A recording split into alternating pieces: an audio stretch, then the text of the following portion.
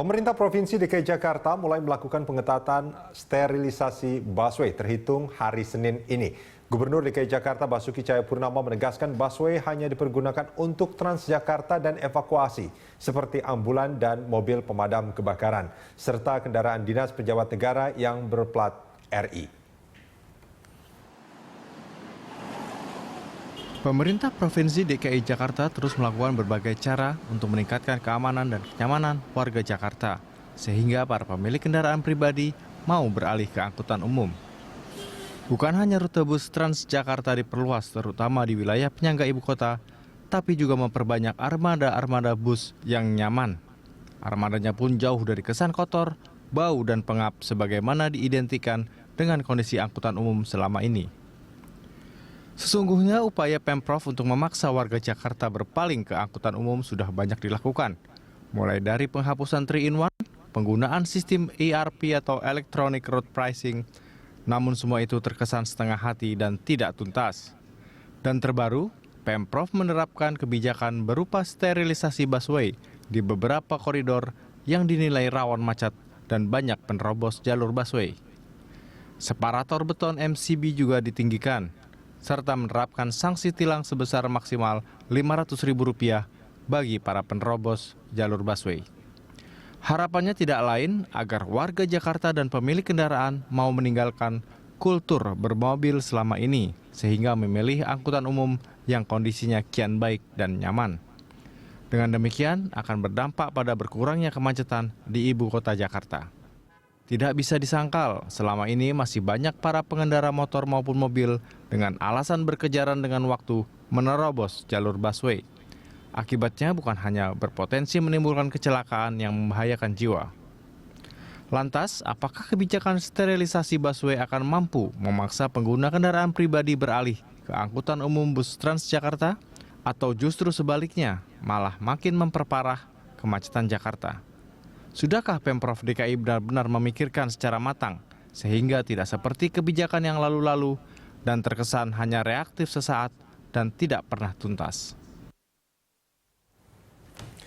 Pemirsa, untuk membahas seberapa efektifkah kebijakan sterilisasi busway untuk mengurai kemacetan dan mengubah paradigma warga Jakarta mau beralih ke angkutan umum, di studio sudah hadir pengamat transportasi Ellen Tangkudung, dan kami juga mengundang Anda pemirsa untuk berkomentar atau berpartisipasi dalam dialog kita pada pagi hari ini dengan menghubungi nomor telepon yang nanti akan kami tayangkan di layar. Saya langsung ke Bu Ellen. Bu, kalau kita bicara soal sterilisasi jalur busway, ini memang sudah seharusnya. Iya. Ini sudah seharusnya dari tahun 2004 ketika diluncurkan busway, kemudian disebut bus Transjakarta, itu way-nya kan sudah memang harusnya steril dari tahun 2004. Tapi memang secara aturan undang-undangnya baru ada di Undang-Undang 22 tahun 2009 bahwa ada lajur khusus.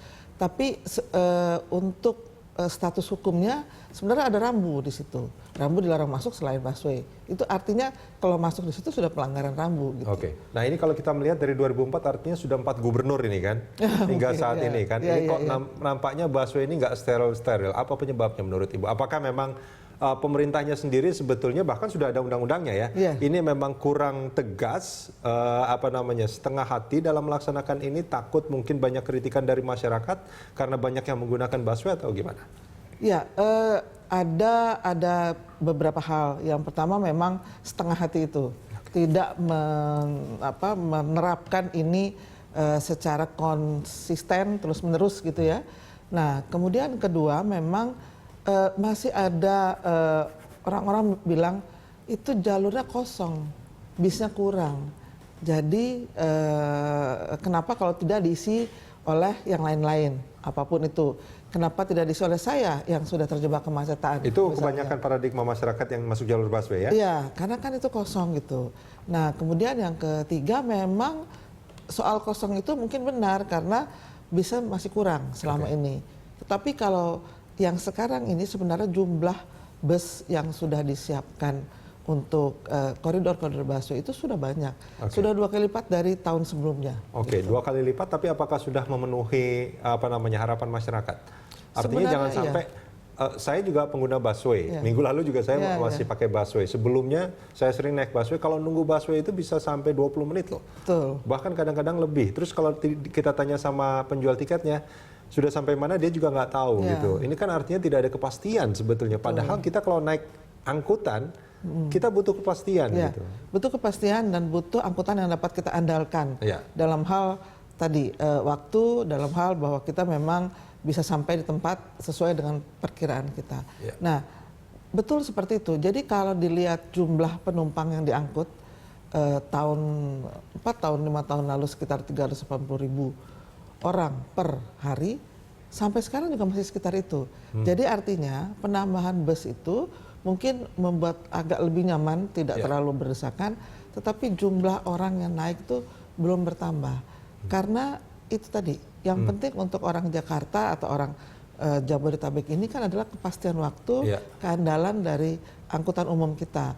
Dan itu harusnya terintegrasi dengan yang lain. Artinya tidak hanya dalam busway lah. Sebelumnya kalau kita naik angkutan yang lain itu juga harusnya bisa tersambung dengan baik, bisa naik tempat untuk berjalan kaki itu juga enak. Nah, seperti itu yang mungkin belum tercapai. Gitu. Nah, kalau kita bicara soal desak-desakannya, saya ingat memang pernah naik busway itu untuk bergerak saja sulit. Betul. Nah, kalau hari Minggu yang lalu saya naik, memang di jam sibuk. Artinya memang masih bisa bergerak gitu ya, tapi tetap sempit sebetulnya. Berdiri dengan sulit untuk mendapatkan kursi. Artinya kursinya sudah penuh semuanya dan berdiri pun agak sulit. Nah, ini sebetulnya kan suasana yang masih menurut saya ini jauh dari nyaman sebetulnya untuk menggunakan angkutan busway sebetulnya. Nah, dengan sterilisasi ini, apakah ini memang sudah waktunya atau bagaimana menurut Ibu? Kalau tanya sudah waktunya, dari dulu sudah waktunya. Waktunya. Artinya jalur itu memang khusus untuk bus. Jadi kalau khusus untuk bus itu timetable itu bisa dipakai. Terus informasi-informasi lewat IT itu sekarang ini sebenarnya sudah ada di halte-halte busway, belum semua di halte-halte busway terutama di koridor 1 itu ada timetable-nya sebenarnya. Oh, nomor sekian sudah sampai berapa menit lagi tiba. Cuman itu suka bergerak terus. Tadinya dikatakan 15 menit tiba-tiba berubah lagi, lama lagi. Itu karena kondisi jalurnya yang tidak steril. Jadi kalau kondisi jalurnya steril kan itu dengan mudah dihitung. Kemudian untuk masyarakat juga sebenarnya juga sudah disediakan aplikasi untuk melihat di mana busway saya sekarang berada. Nah, itu walaupun mungkin masih jarang menggunakan, tapi lumayan. Tapi cuma bisa dilihat. Kemudian ketika tahu masih lama ya tetap aja masih lama. Kan maksudnya supaya itu lebih cepat bisa diandalkan. Artinya gini, dikatakan 5 menit sekali lewat ya 5 menit sekali lewat gitu. Nah, maaf Bu Ellen, saya pernah, ini memang peristiwa sekitar 12 tahun yang lalu. Saya ke Melbourne. Itu saya tunggu di pinggir jalan, cuman ada satu papan waktu gitu ya. Bus ini datang jam sekian, sampai tujuan jam sekian. Hanya ini saja, tidak ada jalur busway. Dan itu bisa kejadian. Itulah sebetulnya yang diharapkan oleh saya seorang pengguna angkutan umum sebetulnya. Betul. Tapi di sana mungkin tidak semacet sini ya. Itu kenapa dikasih lajur khusus? Karena macet di jalur yang biasa. Jadi lajur khusus itu untuk bisa mendapatkan timetable seperti itu. Jadi kalau dikatakan nggak bisa lalu lintas kan kita di Jakarta tidak bisa diprediksi. Iya, tapi itu kan untuk di luar lajur khusus busway. Di lajur khusus busway itu ya seharusnya bisa dibuat timetable. Nah, ini kan permasalahannya ketika itu dilakukan, sebetulnya kan harapannya banyak orang yang akan beralih gitu ke angkutan umum, ke Transjakarta ini. Nah, dengan kondisi yang sekarang ini, apakah masyarakat sudah ingin beralih ke Transjakarta? Atau sebetulnya pengguna Transjakarta yang sebelumnya pengguna bus juga gitu kan? Pengguna bus-bus yang sudah lama terus pindah aja. Sudah mulai hilang. Iya, cuma itu aja, bukan orang-orang pengguna mobil pribadi yang pindah ke Transjakarta sebetulnya. Betul, kami atau saya juga sebenarnya merasa seperti itu, bahwa ini adalah pengalihan orang-orang yang tadinya naik bus reguler. Terutama sekarang ini kan banyak sekali bus-bus reguler sedang yang sudah dikandangkan, yang sudah tidak bisa beroperasi karena kondisinya sudah sangat tidak memadai untuk kota Jakarta. Itu masih yang itu buktinya apa? Buktinya jalur-jalur koridor 1 sekarang ini yang 3-in-1-nya dihapus itu tetap luar biasa macet. Ya. Artinya orang masih menggunakan kendaraan pribadi. Ya. Jadi memang belum beralih, pasti belum beralih. Nah, upaya untuk sterilisasi itu untuk seperti itu.